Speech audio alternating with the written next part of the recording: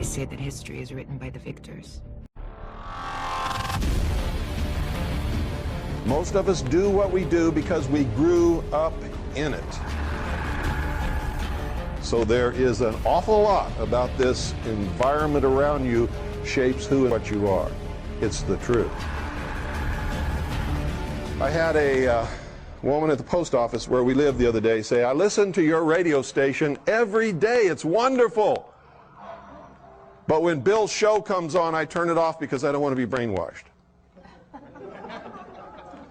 What is she admitting to? She's admitting that she's already been brainwashed because she is unwilling to listen to opposing viewpoints. That's the biggest number one sign of brainwashing that there is. It didn't matter that it was my show. It's any show. Any opposing viewpoint.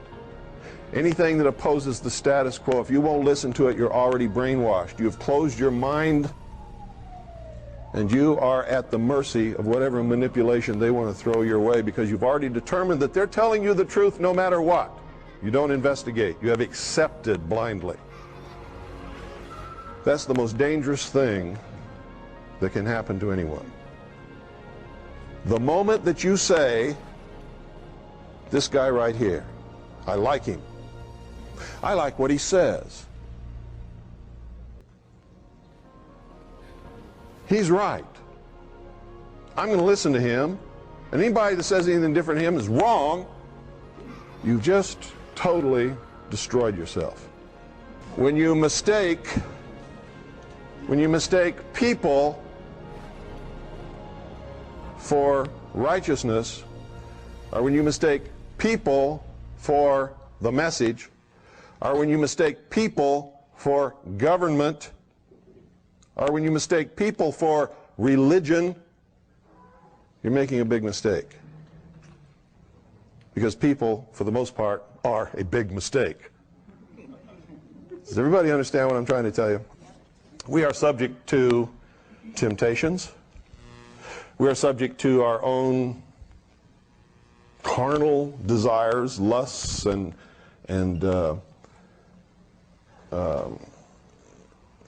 well, I could probably go through a list of about 500 things that can make an average, normal, good-thinking, good-doing person for most of the time, at some point in their life, do something that's absolutely terrible.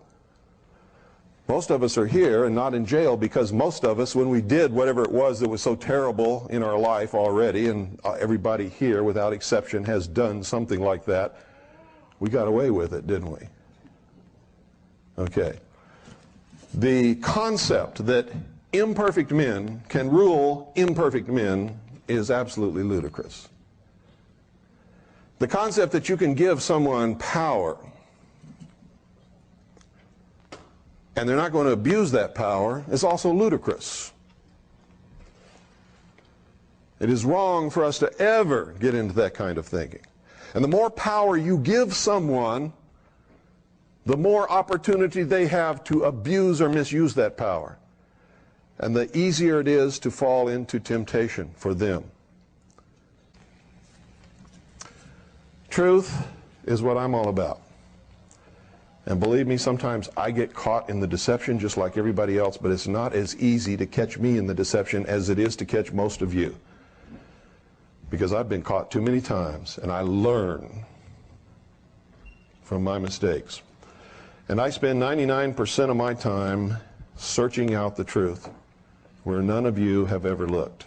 Some of you may have looked in some of the areas and some of the things that I've looked in, but I can guarantee you there's nobody in this room who has looked where I've looked as long as I have looked, as diligently as I have done it. Okay? Now, what I'm going to try to do today is sort of give you some of what I've learned. And you can take it for whatever you think it's worth. I hope that you will take it out of here and use it to search for your own truth. Truth is not always cut and dried. It's not always black and white. You can't get into the concept that, hey, this is right and that is wrong and there is no in-between, because that's not true. There are all kinds of in-between all the time. And truth is elusive, folks. I have to tell you this. It's elusive at best, and it's hard to find. And the moment you think you know it all, you have lost yourself again. One of the major things that I've discovered in my life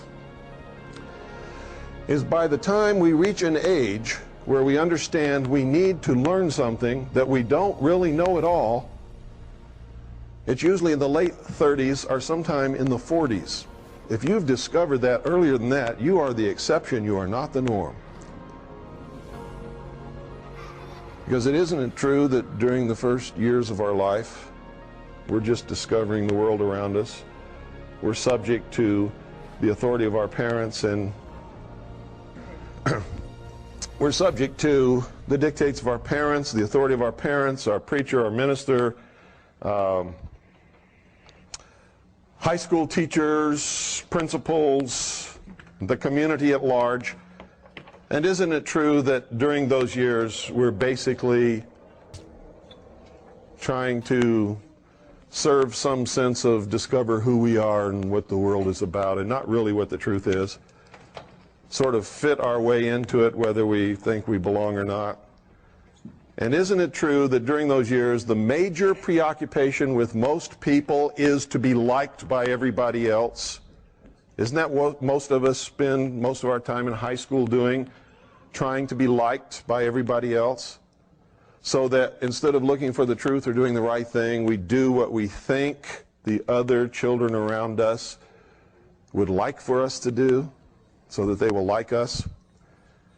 Now, it's not bad to admit that, because it's a human thing. And every person in their younger years goes through that. Then we get into our later teens and our early 20s, and what is the major preoccupation on everybody's mind? Sex, right? Anybody says no, I'll call them a liar to their face. It's sex. Whether you'll admit it or not, it's the truth.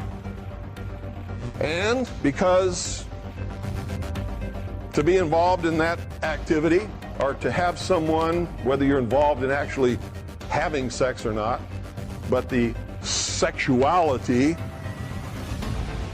of being with someone else, you have to have a job, and you have to have a car, and you have to be able to talk the talk and walk the walk, right?